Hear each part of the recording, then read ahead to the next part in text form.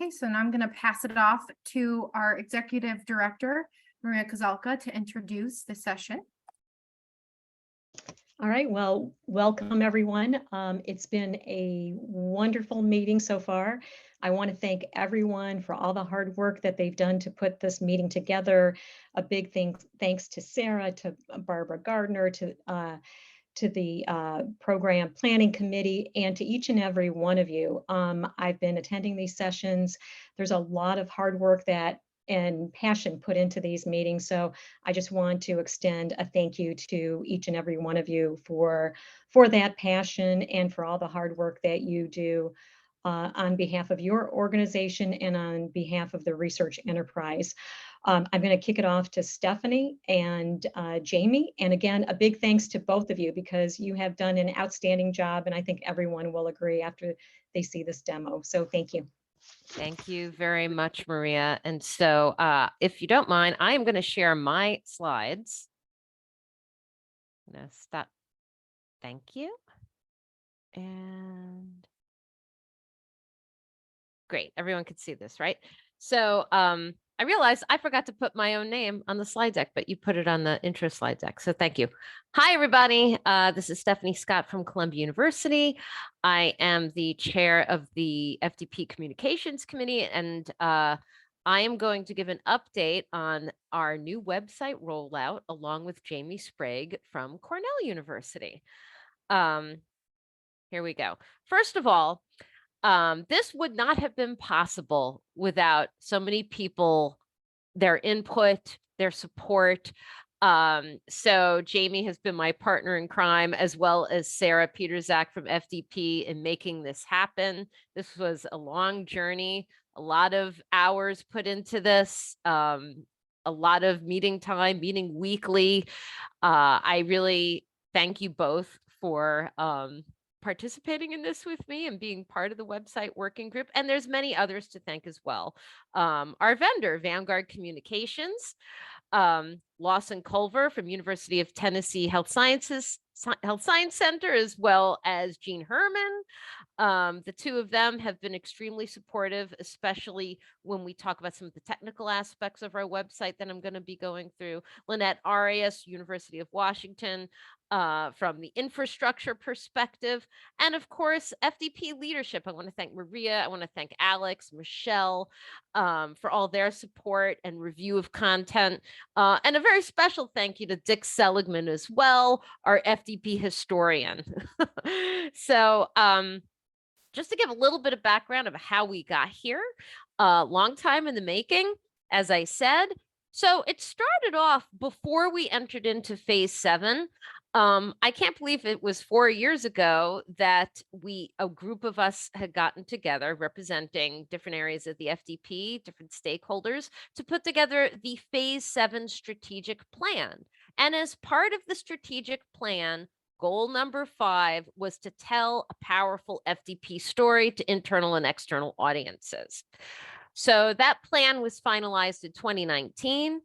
We started phase 7, January 1st, 2021. And as you heard earlier during the meeting, I can't believe we're almost at the halfway mark of phase 7.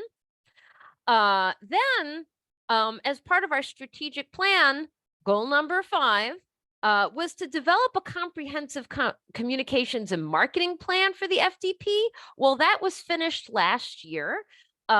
We have, along with the help of Vanguard Communications, we developed an FDP strategic communications plan, which went into effect or was finalized in 2022. And as part of that plan, one of the first things that we had to tackle was a brand new FDP website. And as you could see, it took a little over a year to make it happen. And so in order to meet goal number 5, it was stated in the strategic plan that we were to meet this goal within the first few years of phase 7. And I would have to say we met our goals. And so, or there are certainly certain things that we're going to continue to work on in phase 7 with regards to communication and telling our powerful story, but we are definitely well on our way there.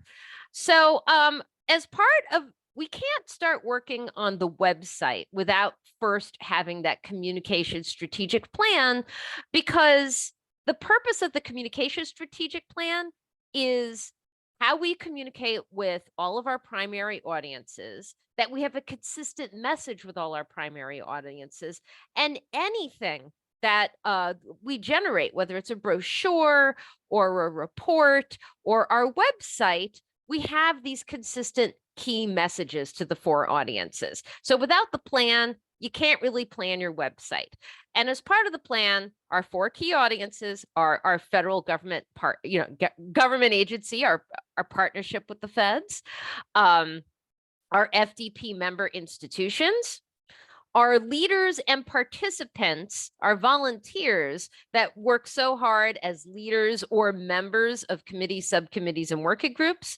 And of course, finally, our non-members to make them aware of all the activities happening at the FDP. And so as part of the strategic plan, I'm just putting here a sampling of what the key message concepts are for each of our audiences, each of our stakeholders. And so, for example, for working with federal agencies, one of our key message concepts is that we provide federal agencies with opportunities to test things out. That collaborating with the FDP provides unbiased fact-based results to help federal agency make policy or procedural decisions.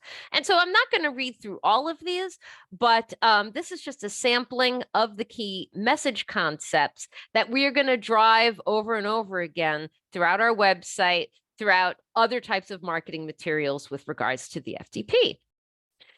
And so let's talk about the new website. It was designed to communicate with our 4 key audiences and to promote these message concepts. It's been entirely modernized. We're on a brand new content management system. We're using WordPress.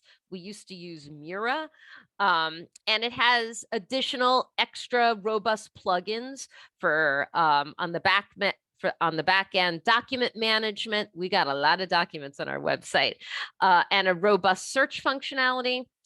The new website really highlights our current and ongoing demonstrations.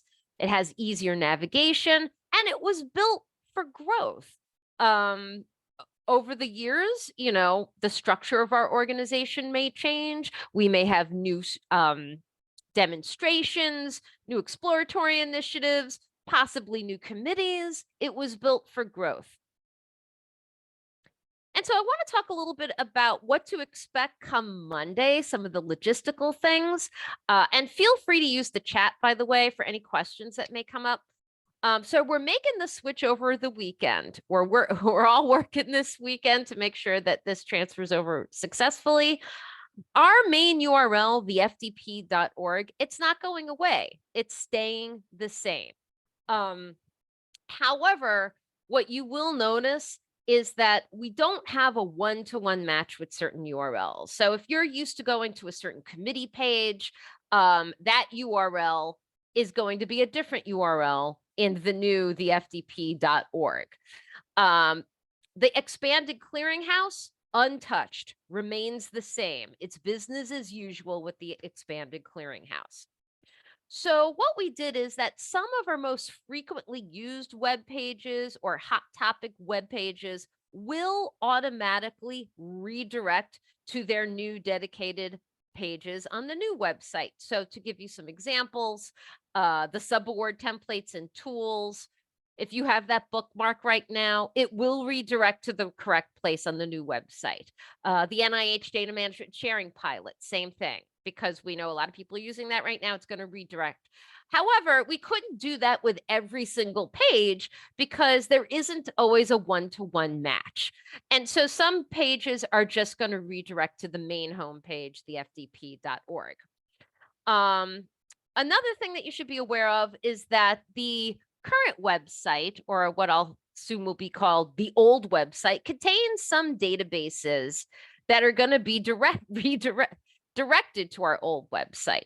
So for example, and this is just in the interim, while some of these databases in the longer term are going to be worked on being modernized. So to give you some examples, our membership directory, our membership database, the financial conflict of interest clearinghouse, they are all going to still stay intact. They're not going away, but it's going to be under the URL, the FDP-archive.org. And these will be accessible on our new website.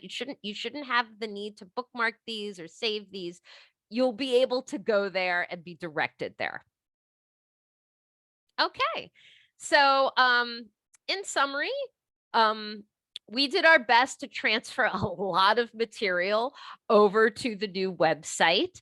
When it comes to meeting notes, slides, quick session summaries, we made sure to keep everything that happened in phase 7 going forward and transferred it over. If you're looking for older material or you can't find something, just feel free to send us an email at website@thefdp.org and we'll try to find it for you. Or if there's something you critically need that you can't find, just let us know. We'll work it out.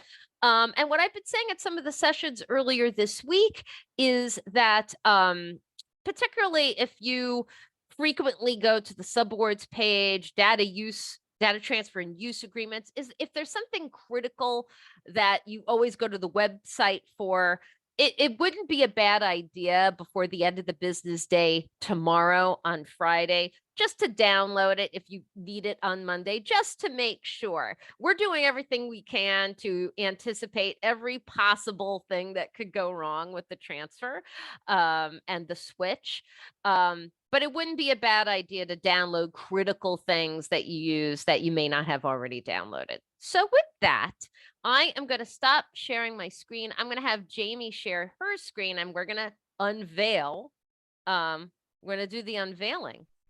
All right, here we go. I think everyone should be able to see my screen. In a second, it's coming. Thinking about it. It says double click to enter full screen mode. Let's see.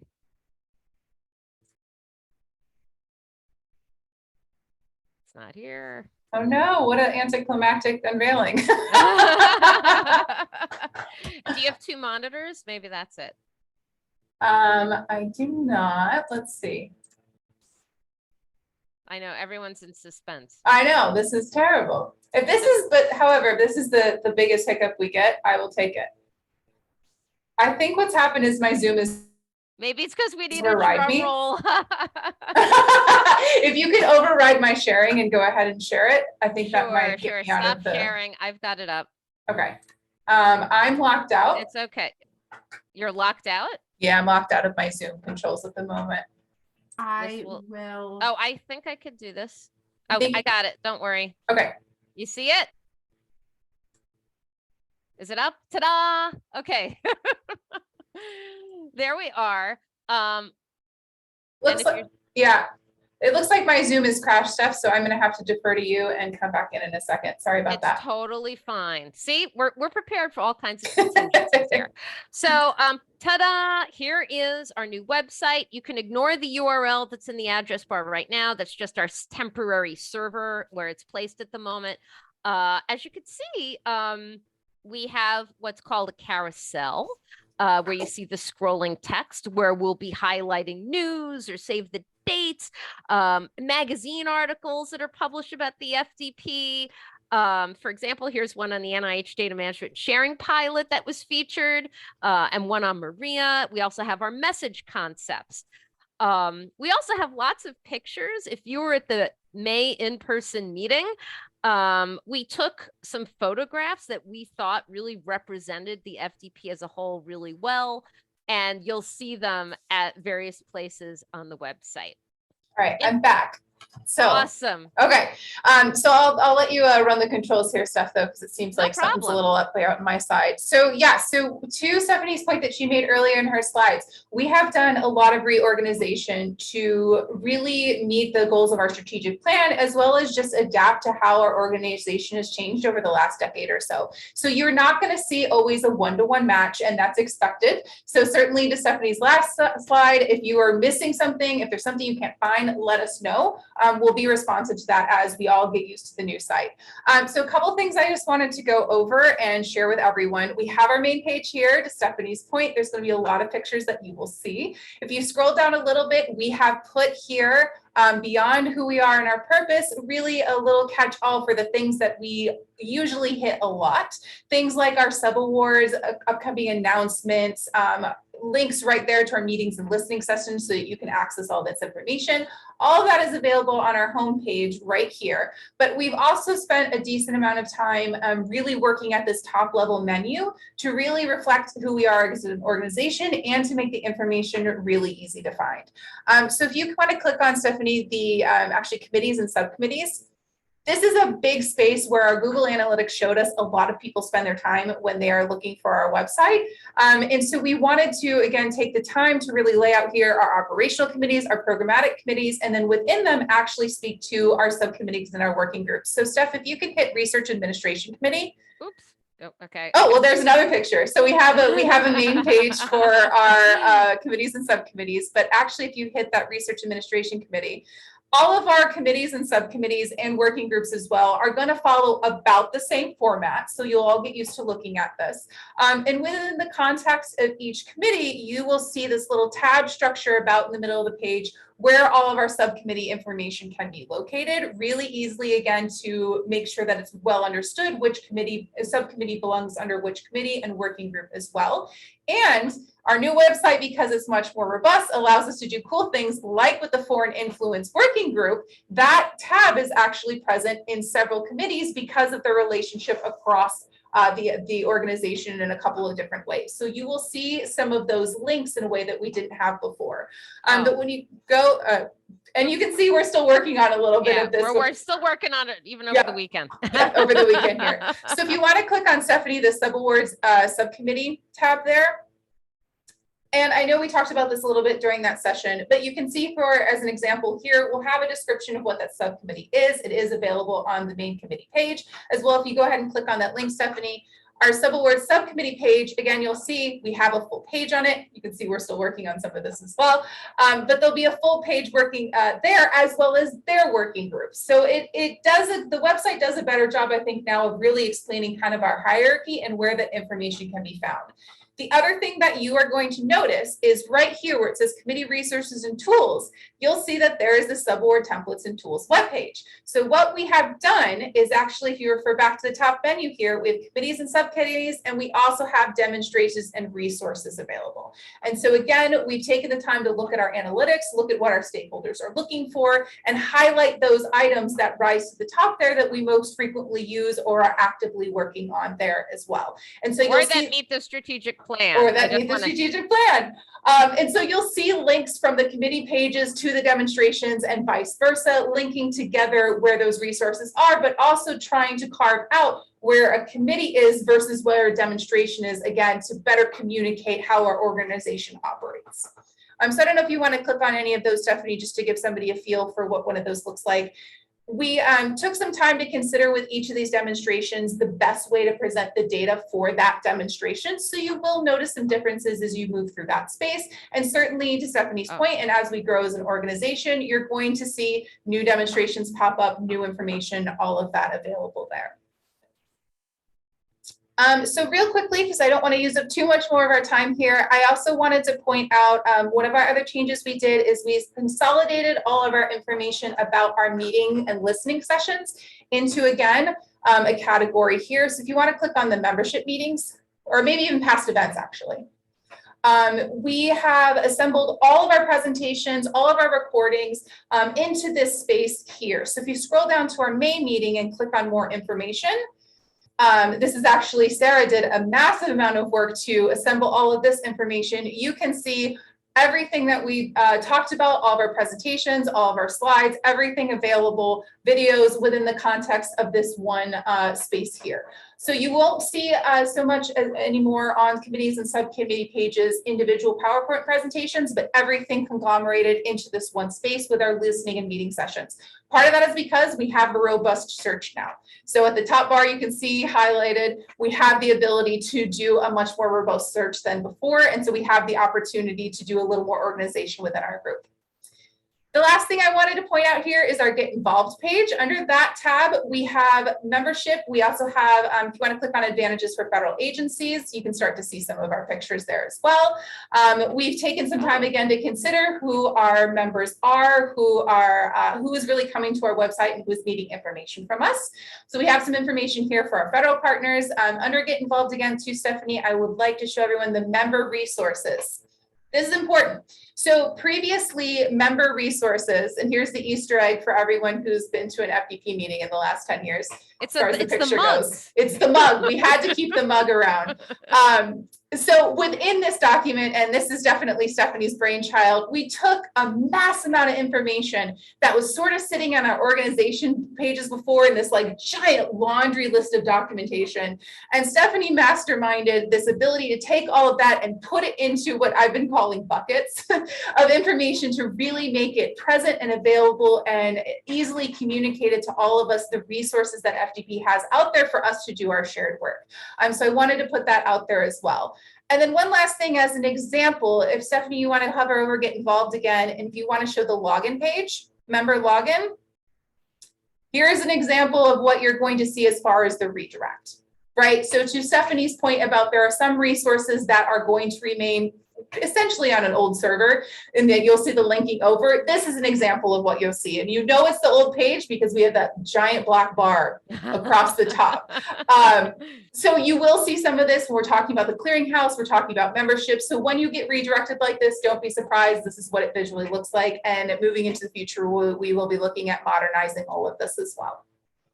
I think that's what I had. Stephanie, anything else we should make sure we touch base on for everyone? I'll just say one more thing. And as going back to our member resources, I don't know if people even knew that these existed because they were so difficult to find on the old website. But if you lead a committee or a working group, there's a ton of project management resources that are at your fingertips with quick guides. If you wanted more information about how demonstrations get started in the first place, we have that here. Plus flowcharts, plus this information lives on the demonstrations page too. There's just a lot, obviously it's a lot here. And so we would love your feedback. And I think that's it. I don't know what else to say. Like I said, I have a lot of people to thank. I hope that you like the direction we're going in. And certainly if something's not working, what's nice is we have the flexibility now to change it. And so we'll take your feedback and we'll work with it. And as the organization grows and shifts, we'll shift the website. Happy to take any questions. Yeah, it looks like there was one good question. So when we get redirected to the login page with the old header, so anytime we're redirected to the old header, are those links above there going to be dead links? Or are they going to be linked to the main page? So I think this person asking the question may have missed a part of your presentation earlier, but I think it's a very good question. No, it's a very good question. We're actually working on that now. What we're trying to do is unpublish certain sections, but only make accessible the things that you need. So the directory we want to keep, the login, the mailing lists. Subaward forms, we want to unpublish that you work with the new Subawards form page. So we are trying to fix that from the black bar. But it wouldn't surprise me if come Monday, like maybe some of this will still be accessible. We're working on that right now.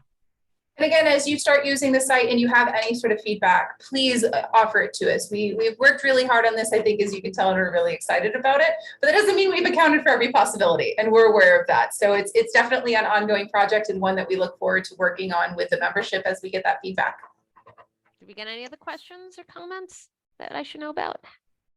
So you've received a lot of feedback in the chat, and it's all positive, and there's a lot of gratitude for such a phenomenal job. So if you get a moment, just take a look at that feedback because it really is appreciative and they give you a lot of kudos. So I think folks are really happy with your effort and again, very much appreciative.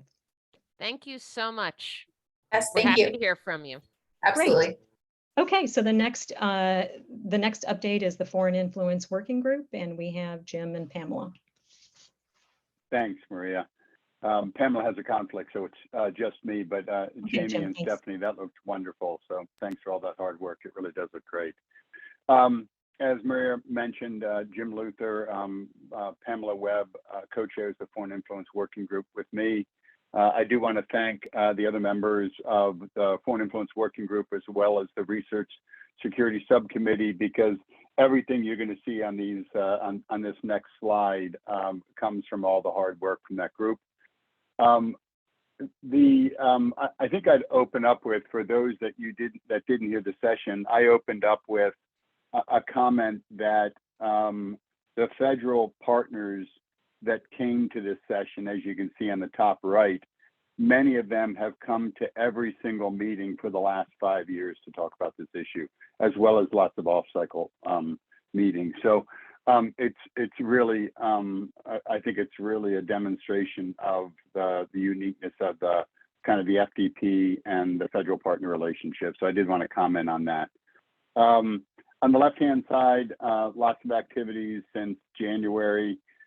We mentioned it in the May 25th in-person federal panel meeting, but we did have a listening session with the National Science and Technology Council, which is underneath OSTP. That includes Rebecca Kaiser and Mike Lauer and Bindu and Kai Kazumi and about 30 or 40 other federal representatives. In the 2 listening sessions that we had, I think there were 30 or 40 of those individuals that came. We talked a lot about the research security standard requirements. And as you can see in the first one, we talked about foreign travel and training and self-assessments and so forth. Really good feedback.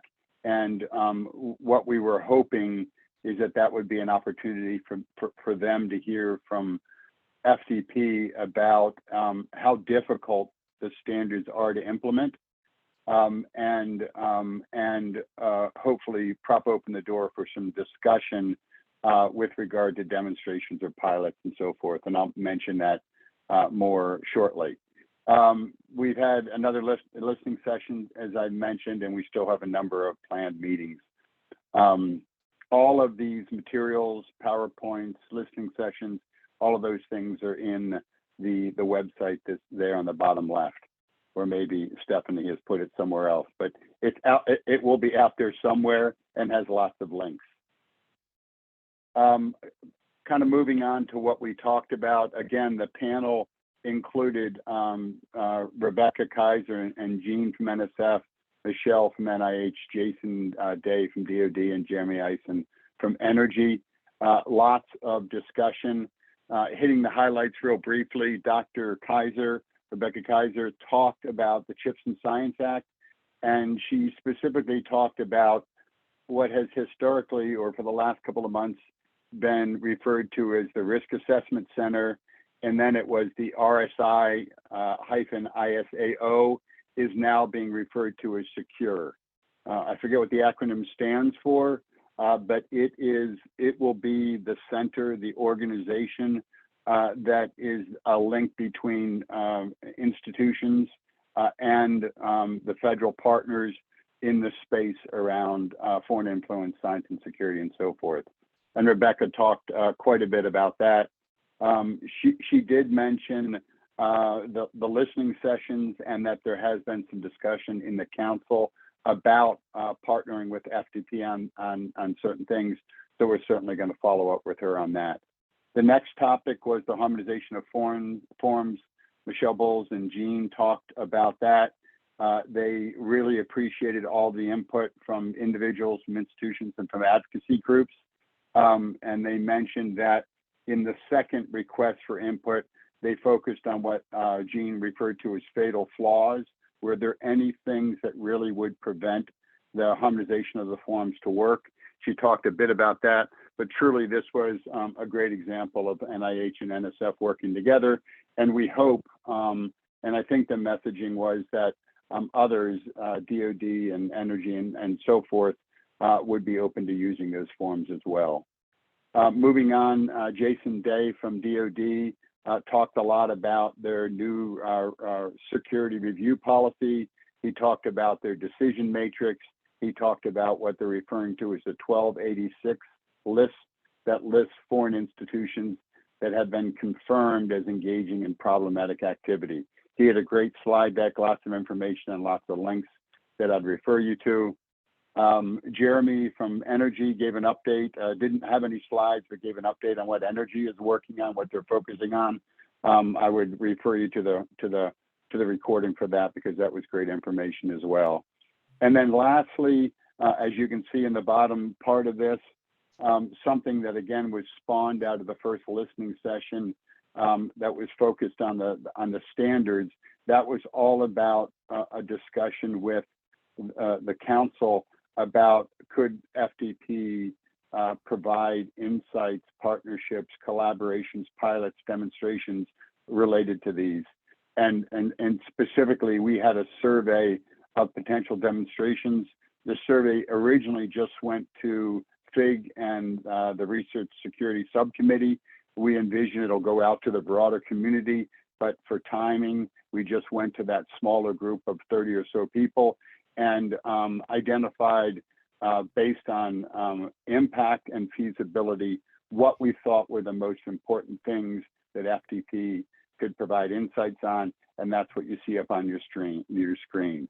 Potentially a glossary of terms and conditions, the MART tool, which is a tool that helps understand potential disclosures, ideas about draft security program descriptions, and then certification requirements. So that's a very quick update. The slide deck is 35 or 40 slides, so I would encourage you to take a look at that as well as the recording. Happy to answer any questions. It doesn't look like we have any questions in the chat. So if we're okay. All right. Well, thank you. We'll move on next to the Research Security Subcommittee. And thank you, Jim, for that update. Okay, thank you. I first want to thank Lisa Nichols, University of Michigan as a co-chair, along with Sarah Stalker-LaHoo, National Science Foundation, and Mark Sweet from the University of Wisconsin-Madison. Sarah had a presentation talking about managing and mitigating research security risks. She pointed out how to assess research security risk, and she outlined the Jason report of 2019. That it was a powerful countermeasures were delineated in that report. She also brought out the NSP M33 memo and MIT's university engagement with China's publication. She also emphasized NSF's research security policy that will be published in the 24 PAP guide. Proposals will not be accepted and will be returned without review if the proposal has the potential to negatively impact research security and integrity due to national security concerns. They also pointed out that NSF will be developing an NSF risk rubric, and she outlined certain activities in the Science and Technology Policy Institute called STEPI study to inform forthcoming research security policy. And then Chris Gardner, Department of Defense, gave a presentation on the policy for risk-based security reviews of fundamental research policy. He pointed out that conducting the reviews need to be consistent from a risk-based security point of view. The DoD decision matrix was outlined, and it was for the purpose of providing information to the program managers and other DoD components. He also outlined the fiscal year 22 section 1286 foreign institutions list. They made a comment that they were very committed to preserve open science. They wanted to mitigate potential conflicts, talk about transparency and being consistent, and obviously not to discriminate. In the decision matrix, the key elements that I took away was the foreign talent recruitment programs are on that decision matrix. Funding sources are also on that matrix, as well as patents and the entity list. So I thought it was a great presentation. Next, we had Greg Moffat. He's the Chief Research Security Officer from MIT, and he gave a presentation on elevated risk review processes. And in essence, they've got a process for reviewing international collaborations, and specifically with Chinese Russian, and what he called KSA engagements. This also includes, to a certain degree, gift acceptance committee that does a review. But they have a compliance review, which is International Coordinating Committee. It's conducted with staff and the vice provost. They have an academic review for Interim Advisory Committee, which is all faculty. It's a high level. They have a risk review. It's a senior risk group that consists of the VPR, general counsel, and the vice provost. And then all of that at the end of the day, when needed, goes to the president and provost. So I would recommend that you take a look at the slide presentation because it outlines exactly how the workflow functions. Michelle Muscucci, Vice Chancellor for Research and Economic Development, also gave a presentation on risk assessment from a faculty review. She provided examples of well-defined areas of risk that faculty manage, like the IRB, the occupational health, IACUC. And she also discussed institutional programs to support those areas. And faculty receive onboarding for faculty connections through administered by the research compliance divisions. But she also outlined that what is less discussed and not as well understood is export controls, international collaborations, mentorship, lab environment, data handling, international travel. And the point was that it's managed by multiple offices, and there's still a lack of coordination with research compliance divisions, practices, and trainings. So finally, there was a poll that was done by the Research Security Committee, and it was really organized by Alicia Reed from the University of Kentucky. And she outlined a number of polls that were questions that were outlined, and I recommend that you take a look at it. For example, greatest needs for assessing and managing and mitigating risk, helpful resources and tools to help assess and manage research security, whether tools are currently being used, is your institution conducting risk reviews for international proposals, outlining risk factors for institution considering when conducting and risk assessments, and has your institution created a new centralized risk review unit, and along with various structures. So it's excellent information, and this is just a summary, but let me know if you have any questions. I don't see any questions in the chat. So Doug, will say thank you for that update, and then we'll turn it on to our next speaker, which is the Subaward Subcommittee, and I'll turn it over to you, Kevin. Hi, everyone. Let's see, since May, a couple updates on the volunteer situation. I'll be putting out a call for 2 new co-chairs for the Subaward Subcommittee very shortly, and I mentioned that at the meeting. And I'm also happy to say we're finally activating a larger standing Subaward Subcommittee consisting of roughly 20 volunteers from across the FDP, scheduled to meet quarterly to help guide our work and help socialize and answer some of the more complex questions and disputes that we field in our Subawards inbox. So a lot of volunteer activity going on right now in the Subawards subcommittee, and it looks great. We did talk about some topics that are moving from Subawards to a few other committees and subcommittees, like expanded clearinghouse and contracts, and you can see those topics listed there under that 3rd bullet point. On the other side of the slide, some takeaways from our current session earlier this week regarding NIH's final updated policy guidance for foreign subrecipients. Questions on this topic came up in numerous sessions this week, as did answers. So thank you to the NIH presenters for providing clarification along the way or taking some of our questions back for further analysis. It's safe to say that everyone is well aware of this change and actively planning for the January effective date and getting in compliance by March. Using the standard bilateral subaward amendment template with the free text box will meet your needs as you amend your existing foreign subawards.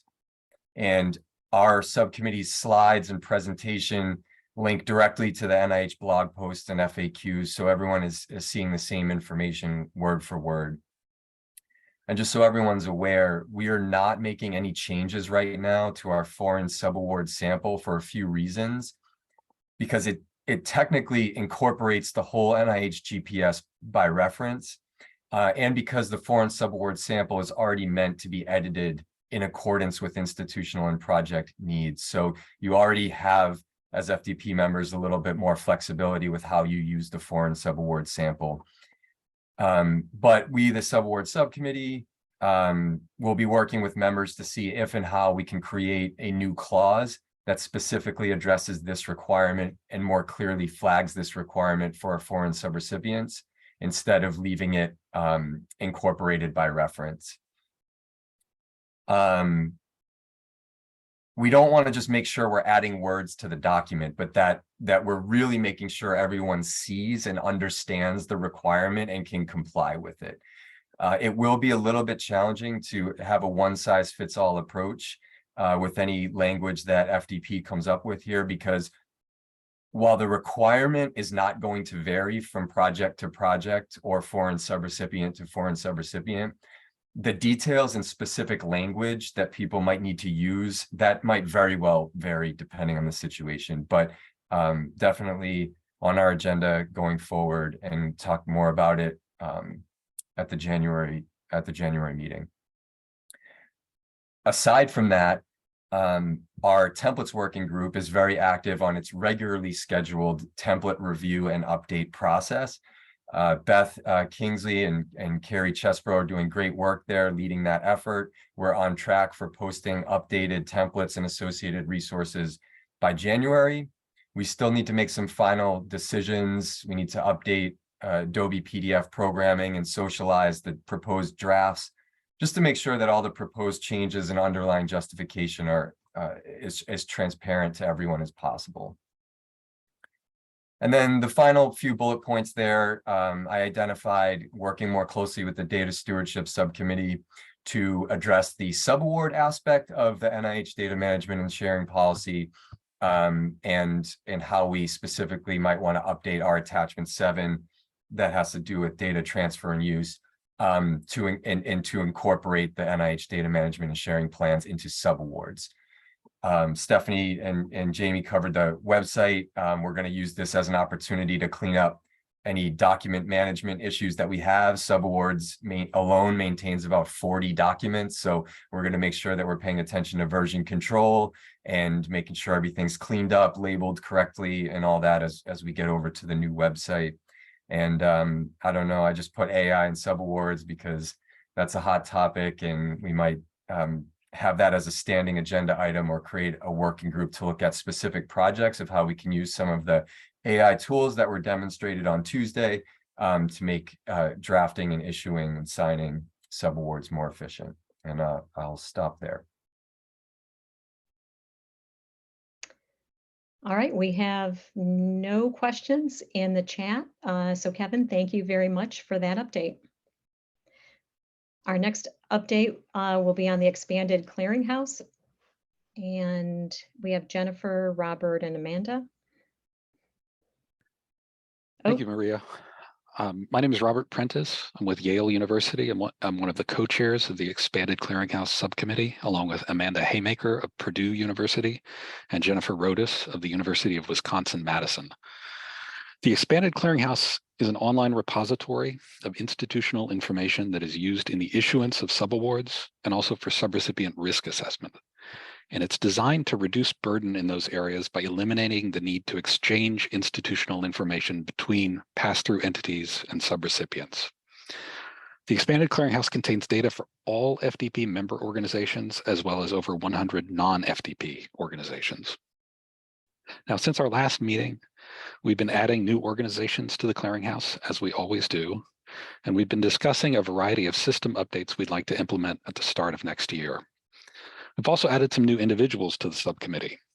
Tamaria Mace has joined us from the University of Central Florida, and we've also incorporated a working group, the Subrecipient Monitoring Tools Working Group, that had previously been operating under the Subawards subcommittee. That group is led by Tyra Darville Lane, of Northwestern University and Walker File of the Salk Institute for Biological Studies, and we are very excited to have them on board. One of the initiatives that the Subrecipient Monitoring Tools Working Group has been developing over the past 2 years has been the non-single audit profile.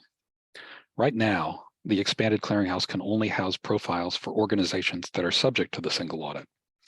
And so the NSAP, as it's called, will be a profile for organizations not subject to the single audit, and it will be housed within the expanded clearinghouse. For those organizations, instead of a single audit, the profile will include a completed financial questionnaire that provides insight into the state of the organization's internal controls. Now, at our session yesterday, we shared a copy of the financial questionnaire, and there's a link to it in our slides if you'd like to take a look. The NSAP pilot will begin this fall with an invitation sent to the authorized representatives of all FDP member institutions. They'll be invited to join the pilot, and they'll have the opportunity to nominate up to 5 organizations that are not subject to the single audit that they would like to have included in the clearinghouse. So please be on the lookout for that in the coming months.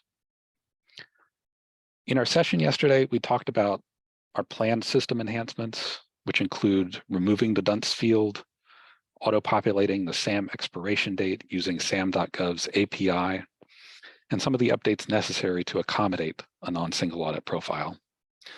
We also discussed the state of the new conflict of interest questions that were introduced in January, and we continue to encourage participants to begin the process of obtaining and reporting answers to those questions.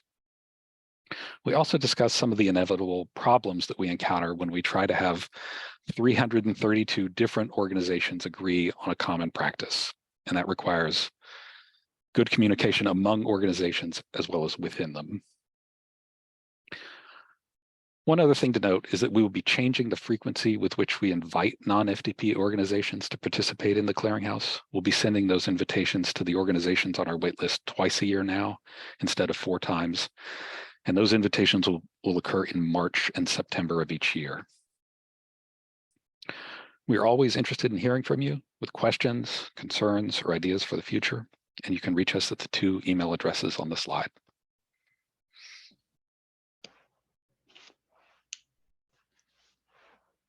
Okay, I am checking the chat and there are no questions for you today, but thank you for presenting. All right, the next topic is conflict of interest from the subcommittee, and that's Amanda Humphrey and Lindsay Spangler. Thank you. So Lindsay wasn't able to join us, but I'm honored to be working with Lindsay from Duke University. I'm Amanda Humphrey. I am from Northeastern University. We did not have a session in May, so we are just going to update today on what we did in our meeting yesterday. The subcommittee is on midstream on 3 projects. We're working on updates to the FCY Clearinghouse, which we did discuss in a little bit of detail as outlined in the slide deck that you'll see for the COI subcommittee. And an email was sent out to some of the listservs earlier this week. We are also developing a survey on COI practices and processes that can be used for benchmarking across FDP subaward members. And we are in the drafting stages of that. So that should be coming out hopefully in the next couple of months. And April Pepperdine from the University of Michigan has been leading an effort to create a COI management plan toolkit, which includes a lot of really great resources like terms and conditions for potential conflict management plans. We are also creating a small resource on consulting addenda. These are addenda that some institutions choose to recommend, suggest, or require to faculty members who are entering into outside consulting activities, as well as a list of some helpful places where there's guidance information about using consulting addenda. So that resource will be compiled over the next few months and posted to our website. And finally, the subcommittee is exploring how new funding agency guidance is impacting COI reviews. And we specifically talked yesterday about the NSF change in definition of a significant financial interest to include venture capital and other capital financing, and how that might impact the institution and or the small business that the investigator might be working with in some of those cases, as well as talking about people's experiences with the DoD risk matrix, which overall sounds like that has definitely been a positive experience. But we did come with some takeaways from that of potential opportunities for us to think about new and different ways to help clarify or to partner with some of the agencies to create things like potential template risk mitigation plans, et cetera.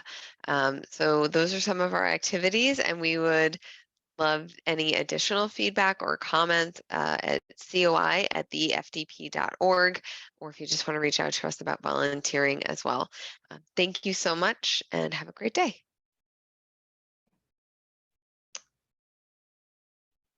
I'm not seeing any questions for you right now, but I did want to just cover a question that was asked about the expanded clearinghouse, which Robert had answered. And it's how often are members of the expanded clearinghouse invited to become FDP members? Thank you, Robert, for answering that. And the answer is the next opportunity for organizations to become FDP members will be in 2027 as phase 7 comes to an end. So thank you. Now I'll turn it over for an update on the NIH data sharing management and sharing pilot with Christy, Jim, Melissa, and Michelle Bowles. Thanks, Maria. Hi, I'm Christy Keene from the University of Chicago, presenting on behalf of my co-leads, Melissa Korf from Harvard, Jim Luther from Yale, and Michelle Bowles from NIH. So I think everyone involved in any aspect of data management sharing has been busy since May, since we last saw you in person, and likely to be busier in the coming days and weeks as those JIT requests have started coming in. So since May, we have added plan templates to dmptool.org. We've seen over 200 uses of those templates since they've gone live, so continue using them. They are available for anyone to use. We've also received more than 60 survey responses from faculty and researchers who have used some templates. So thank you to our member institutions for your help in facilitating the submission of that information. We really value everyone's input on your experiences using the templates. Additionally, we have posted recordings of the town halls on sharing.nih.gov and on the pilot webpage. So if you haven't had a chance to go watch those, please check them out. Let's see, in our session just today, we shared some initial data that we've received from our 21 member institutions. We've seen that the alpha template, the more prescriptive template, has been used about 30% more than the Bravo template. And respondents have said they spent about 2 hours or less drafting their plans. Additionally, NIH has released an updated budgeting instructions, and that notice is linked there. In short, the single line for DMS costs will be eliminated and costs will be documented in their respective categories and then detailed in the budget justification. We also discussed phase 2 of the pilot, where we'll focus on cost policies. We are currently planning this phase. We've kind of kicked the tires on some activities, and we want to hear your suggestions. We want to get this started in December, and phase 1 and phase 2 will run concurrently. And you don't have to be a member institution in phase 1 to participate in phase 2. So please, if you are interested, reach out to us.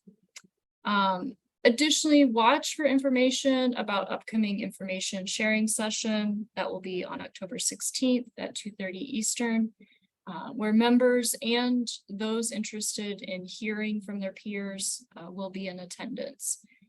You don't have to be a pilot member to attend that meeting. And if you're interested in joining, that is a great opportunity to hear more about it. And we are also planning a town hall for early December, so watch for information about that. If you have questions, want to get involved, our page is linked there, or you can email us at that email address.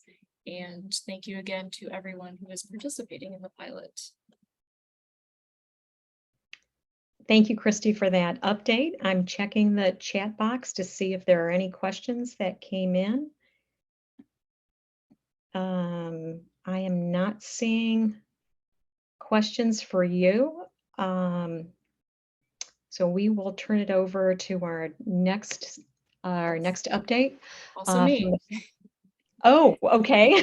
Finance, auditing, and costing. Okay. Yes. I'll turn it over to you, Christy. Thank you. Thanks, Maria. Back again. Back again. Yeah, so providing this update on behalf of Michelle Bowles, my co-chair of the Finance, Audit, and Costing Committee. Today we were joined, I don't have a slide, I will get it to Sarah to post though. We were joined by Alan Watley from Opera. He discussed the expired payment requests, refunds, and rejected FFRs, what the process looks like for all of those activities or things that may occur. The common theme that I took away was communication. So Alan and his team have really helped document the process to request expired payments, how to handle refunds, the process on rejected FFRs. There's a great chart out there on the refunds and what to do if when. So I think as recipients, my takeaway was that it's important for us to communicate with the appropriate people given the situation. And, we often find that we have a unique situation that maybe hasn't been covered in an FAQ or a chart, but just reach out. Alan and his team are very open to those conversations and helping provide guidance to the community. Ultimately, it's a shared partnership to be compliant with these policies. So they are very willing to work together with us. We also made a call for volunteers to form an audit group, and thank you to all of those who have already reached out. Definitely appreciate the participation, and so more to come on that. And we will get our slides posted very soon. So thank you. I'll turn it back to you, Maria. Thank you very much. So before I turn it over to Alex for some parting words, wanted to say thank you to everyone for their update and just for a wonderful meeting. I know we have one more session coming up. I did want to just remind you that our Jean Herman from our membership committee sends out a survey about this meeting, and we do encourage you to fill out that survey. It is really important, and we do use that information, and we're trying to get the numbers up. So you should receive that survey very shortly. And it is a very short survey. It should only take you about 5 to 10 minutes to complete. So again, just please fill out that survey. And then also, as I mentioned at the beginning of this meeting, we're working with the University of Mississippi on our evaluation of FTP. They will be sending out their own survey to meeting attendees, and then also to all the FTP reps. That should come out in about mid-October. And again, we encourage you to fill out that survey. The evaluation is really important to us. Also, I would remind you that, as I spoke at the beginning, we'll have a call for nominations to conduct the election for the administrative co-chair. So more information will be forthcoming. And then lastly, I have to mention, we do have some institutions that have slipped through the cracks in not paying their dues for 2023. So we are going to be sending out some reminder emails. And if you've paid and we've inadvertently sent you a reminder, just please let me know. So now I will turn it over to Alex. Thanks, Maria. I just wanted to take this opportunity to thank everybody in every committee, subcommittee, and working group. It's just amazing. I say this every time at the close of a meeting. Not that we're closing, please stick around for our last session, but just the amount of activity that takes place and the good work and the hard work and the effort that people spend to make reduce our burden, both our burden and the faculty burden, our meaning institutional burden overall. So thanks for all that work. And I want to encourage everybody, if you're not on a committee, a subcommittee, or a working group, but you are interested in it, please go onto our website and think about volunteering. Our membership group has created a somewhat automated way to sign up, or at least show your interest, so that when there are openings, we can find you and place you in an area that you have skills and interest. And so I wanted to just reiterate our appreciation at the leadership level for everybody that continues to work, and encourage everybody to think about volunteering if you haven't yet. And then just to say thank you to all the attendees. I think this has been a great meeting, and we all appreciate the large turnout, and we hope that we will see you in January. And then again, I really hope that you will come. Granted is an update.